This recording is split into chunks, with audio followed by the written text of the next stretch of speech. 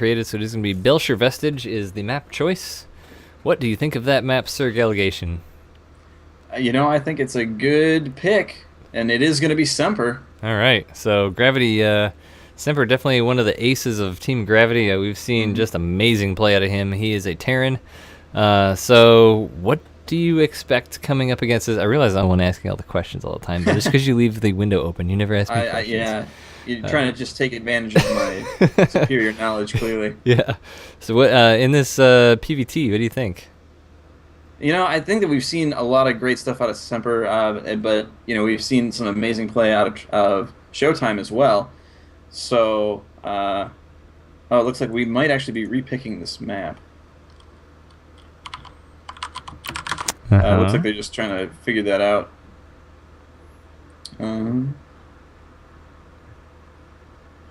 Anywho. Sorry? You were saying? I was saying that, PVT? yeah, it looks like we are going to be remaking this map. So everybody's got to get out of there. Both players have been playing really strong in their respective games, and obviously we haven't seen these two come up against each other yet. So I'm really looking forward to some intense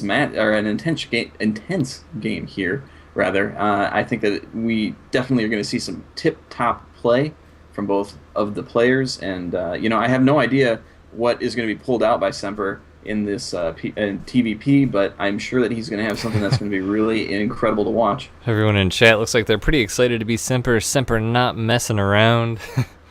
So ask me a question. Any question. Just ask me a question. Any question. So let's say you're Showtime and you're going up against Semper. You see him on the roster and you have seen him play before. What are you going to be producing to deal with the threat that is coming? Actually, I'm going to take a play out of MC's bag. He did something really cool last week in WCS Europe. And let me confirm I'm ready. Where he did this really cool proxy Stargate into 2 Oracle, into 3 Void Ray, into Blink Stalkers.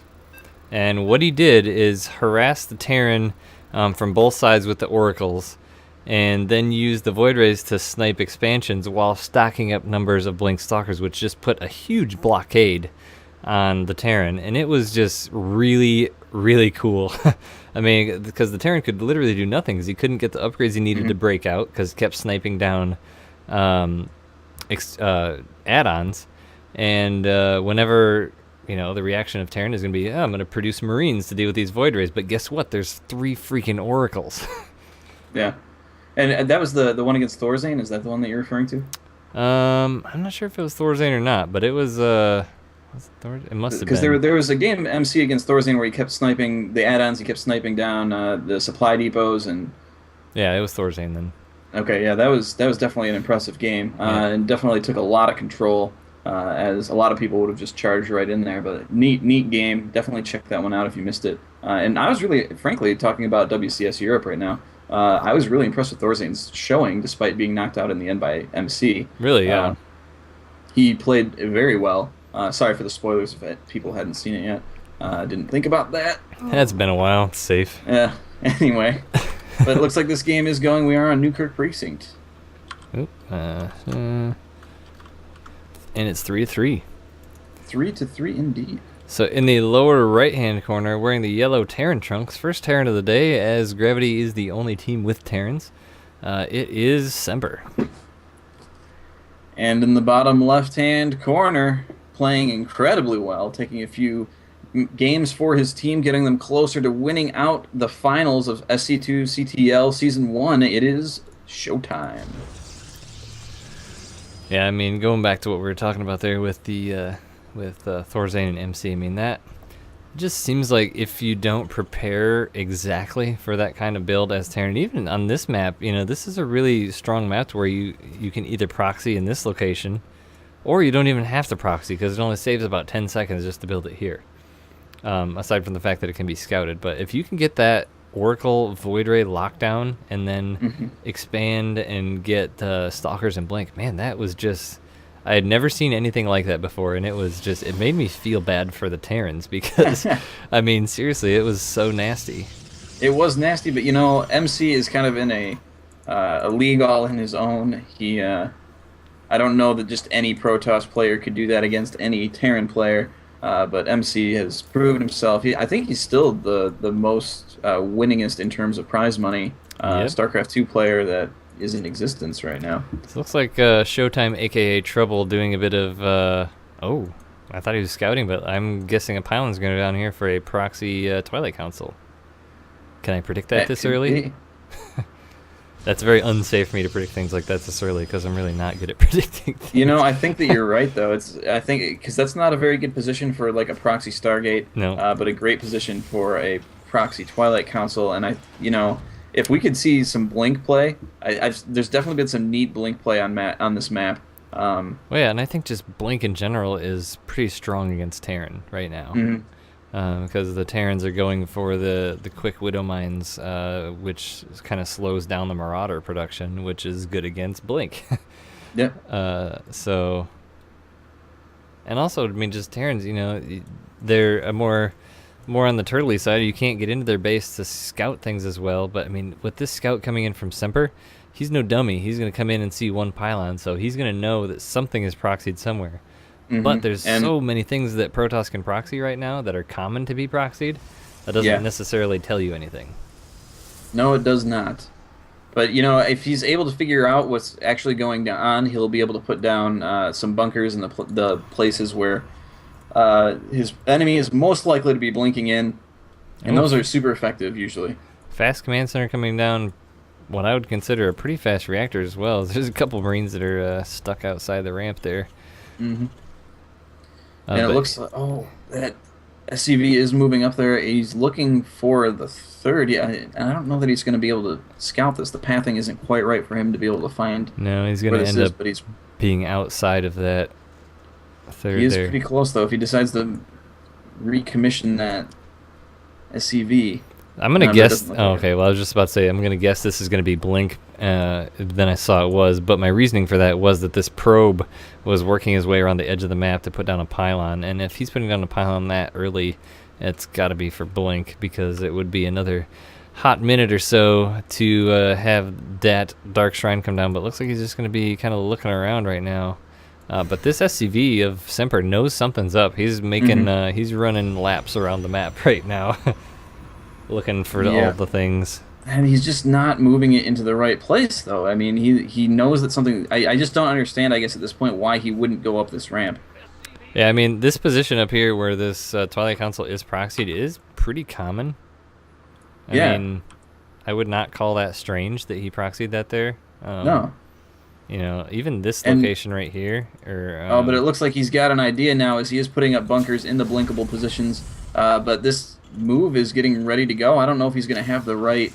I don't know if he's going to be able to fill them up quite. Yeah, Mothership Core is here. As soon as he gets vision, he's going to be able to kill that SCV that's building the bunker, but the Mothership Core is a bit in a precarious position. He's going to have to use a time warp. Oh, Stalker's taking... This is a lot of Marines here. It looks like there this are bunker a lot of is going to Marines, finish. If that bunker finishes, he's going to be in great position, but that Blink is about to finish it on his own. So he's got to get those Marines in there now, and sure enough, he does. So it's all going to come down to positioning now for Semper. He's going to have to be very careful. Yeah, I mean, if anyone was to be able to pull out of this, it's Semper. I mean, his control, we saw it last week. He has immaculate map awareness and control, and there is a mine there, but it's going to hit the sentry. Oh, the Mothership Core, okay. That could still go out in his favor, though, as that Mothership Core isn't going to be able to do a whole lot of aggressive movement. Yeah, and the AI of that Mothership Core is moving it up on those Marines, but he's going to try and get a supply depot down here and take out some SCVs while trying to repair it. Yeah, now there's a tank. There's definitely not as many stalkers here as one would think. It's definitely not an all-in here by Showtime, as he is expanding behind it, and I think that's definitely limiting the available power of it. Well, I think he knows that mine is out there, so he's like, okay. As we talked about before in one of the previous games, the thing that Blink build is not good against is cloaked things. Right. Because there's really no detection, so I'm guessing the Robo is at least somewhat triggered by the mine. But if nothing else, Showtime is able to take control of that natural, and he's not gonna. Semper can't expand, Yeah. and that gives him a big. It gives Showtime rather a very big advantage in terms of economy. He's gonna be able to get out of this fairly well and be able to tech to whatever he needs to. But in the meantime, there is Stimpack and Infantry level 1 going down. It was a bit of a missed force field there, as it was left a single wide alley there for the Marines, but a batch of Marines can be lifted up into a medevac and go out for a drop. But Showtime, on top of that, he's got a Stalker, a Zealot, and a Sentry just ready, hanging out in the back of his base, so he's ready for whatever may come. And again, trouble trying to do some damage, but those tank shots do take out that Sentry, and he's going to be forced to retreat, which Semper takes advantage of immediately by putting down his command center. As that drop is going down in some decent micro, but not able to get much done. Does lose 4 Marines, and I don't think he was able to kill much. Oh, Stalker's coming up. Are they going to be able to get a blink on this medevac? They are. It's going to kill 4 Marines and the medevac. Big hit. Big. That's huge. I mean, an early medevac kill like that really sets you back on the medevac count. It definitely does. So we do see the Colossus are going to be in production unless he canceled that. It looks like it finished though. Yeah. Yeah, Colossus half done. Thermal Lance is now just starting, so now starts the timer of when Semper needs to see the Colossus tech. You know, it was the drop didn't really penetrate into the base. It wasn't able to get much of a scout off of that, so that will determine how many Vikings end up being produced. It definitely will. And we saw, I can't remember, it was another WCS game, I can't remember what region. It must have been Europe, because that's what I watched the most, but where, you know, as you said in PvP, you know, the mind games, it was a PvT, but the mind games were prevalent just as much as kind of tricked the Terran that he was going into more Templar, and then just produced a ton of Colossus, and then the Colossus just owned the day. So it really seems on the Terran side that, you know, you just got to be so aware of when those Colossus start.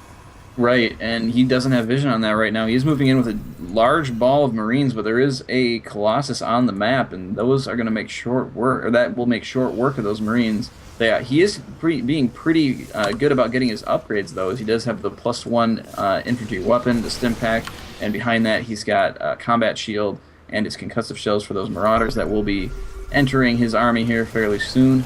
A little stim up there to take out that pylon, which is not going to, well, it is going to supply block Showtime, but just barely, as he is going to now have to put down more supply.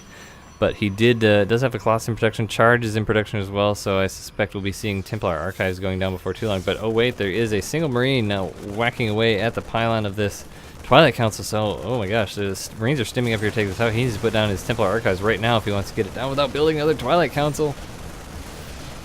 But he does have one already in his base, so that's no big deal. He is researching charge. So he anticipated that was going to be happening. I thought you were saying he had Templar Archives. I'm like, I swear I didn't miss that. So that Marine is going to take out this pylon. So the pylon's going down. It's been a bit of a problem for... Oops. Oh, wow. Nope, didn't quite. That Colossus got up there in time. But you know what? Semper knows that there's Colossus on the field, so the Viking production has started. And there's a drop coming down here. Cancels that. Semper's doing some great drop play now, and we've seen some beautiful drop play come out of Semper over the course of his games, and keeping that base down is going to be huge. He does have his own third down, so suddenly his economy is going to be surpassing his opponents. Yeah, I feel like once you let Terran get to the upgrade late phase of the game, you have a lot harder time than earlier on, which, you know, Showtime really needs to get something going here, because Semper is, like you said, looking really good with his third base down, but he's going to move in here before there's too many Vikings. 2 more just finishing. And this is a good time to move. It looks like he's going to be able to do some damage, but the longer... I mean, he is waiting to get his army put together here, but the longer he waits, the more he's going to have to go up against, obviously. Is he going to wait for that pylon to finish? It doesn't look like it. He's going to start moving in now. Here it comes. Yeah, that's right. Semper moving around the side.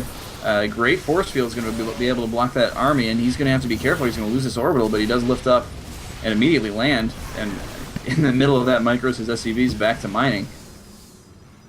We're so great holding the army back, allowing him to just do some nice poking damage there.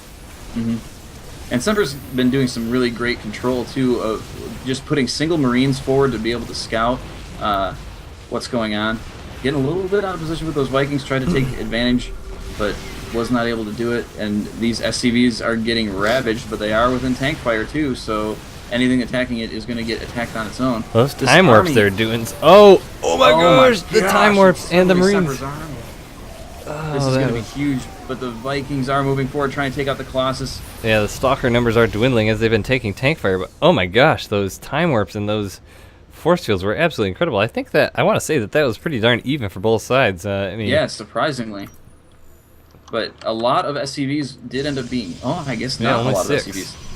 Yeah. But the big thing to note is that there are 6 Templar on the field with Storm shortly. Yeah, and that is going to, I mean, they're building up that energy. That's going to be very devastating for this bio ball. Yeah, 2+2 attack, just finishing, +2 armor, a bit farther behind, but still producing largely just bio and those Vikings. But I mean, this is the position where I would feel uncomfortable as Terran, because unless you've got really good vision, Semper stopped doing the drops, which I think is a strong bit. And there's going to be a drop from Showtime here in a moment, as there is a warp prism loading up just outside the main, and there is literally nothing there to defend against it. Oh, there's going to be a confrontation out in the middle of the map as well. Here comes... Oh, those Vikings are in really precarious position, but now Storm is done. There's a lot of Templar with Storm here. Semper does not want to take on this army, I don't think. He's moving up just to take out the pylon, but drop comes in for Showtime as well. He does snipe that Mothership Core with those Vikings before backing out, but these Zealots are doing lots of damage. SCVs are forced to be pulled, and there's really just nothing there to deal with this. And Showtime doesn't have that many Stalkers either. He's lightening up on the Stalkers a bit as he has the Storm to deal with those Vikings, so Semper's going to have to be careful with that. And these Zealots are doing a lot of damage. They're going to kill supply depots. They're killing all the units that are going in to try and deal with this. They're focusing on the factory now. Yes. And engagement at the front. I mean, there's just... Showtime is playing very well. Oh, man, preemptive Storm. Those Vikings almost fly right into it. Does lose 1. This is a really tough position to attack into as well. I mean, we've seen MC before put a Nexus right about here to Photon Overcharge, but that's not all that common. But, I mean, the choke here for Terran, I mean, this area right here is so grody for Terran as you move through there right into a couple, money storms. Mm-hmm. Now we do see Ghosts making their entrance to this army composition, as that Zealot drop does get cleaned up finally. I would say that Semper is playing quite reactively, and Showtime is playing the opposite of that. The pace right now is being determined by Showtime, aka Trouble. And Semper is largely reacting to Semper's movements, which puts him on the back foot, I feel, a bit, because when he reacts to something, he's reacting to the Templar by making Ghosts. But the Templar are already out, and a lot of them already have full energy. Yeah, and those Ghosts do have a decent amount of energy of their own, and if he gets some good EMPs off, then he could be alright, but... And Showtime does not have an observer here? No. Oh, no. And Semper's army's moving to the middle of the map, which is going to put his army in between. But the Ghosts are there, but they're not reacting. There's no EMPs down, and all the Ghosts are dead. So suddenly this is not looking good for Semper at all. Those High Templar are going to be able to get lots of storms down. And Semper has to run away because now the Protoss army is between him and his base, and those storms didn't really hit anything. But oh my gosh, huge storm there. Preemptive storm also. Semper just trying to dodge the storms now. His blink comes down to try and... Oh, jeez. And there's the GG. Oh my gosh. It made my bones hurt. Yeah, that was rough. But that's a lie. It made my bones feel fantastic. Oh, but wow, what did you think about that game? Wow, it was kind of surprising. I thought that Semper was going to be able to do a little bit more drop play, and once he held off that blink push, I thought he was in fairly good position, but suddenly Showtime put it into overdrive, and now, I don't know what gravity does now. I mean, that was their heavy hitter. Yeah, I feel like it came down to the fact that Semper... like I was saying there at that one point, that Semper was largely playing reactively, and I think that was his downfall. Semper didn't do anything to Showtime to make him play reactively. He did a couple drops, which maybe made him make a cannon here or there, but that's it. Yeah. And, I think that, frankly, Semper was on the back foot for a lot of that game. He was having a hard time getting the positioning that he wanted, and to be able to put himself into an aggressive position. And that ended up costing him the game, I think. Yep. So rough play for Simper. It was a great game though. I mean, let's be honest. That was a fairly long game, 21-minute game. Oh, absolutely. So great game was had there, and Showtime, aka Trouble, will move on into the ace match for Team ESC. And Showtime, I mean, that's 3 wins in a row for him. Yep. So we saw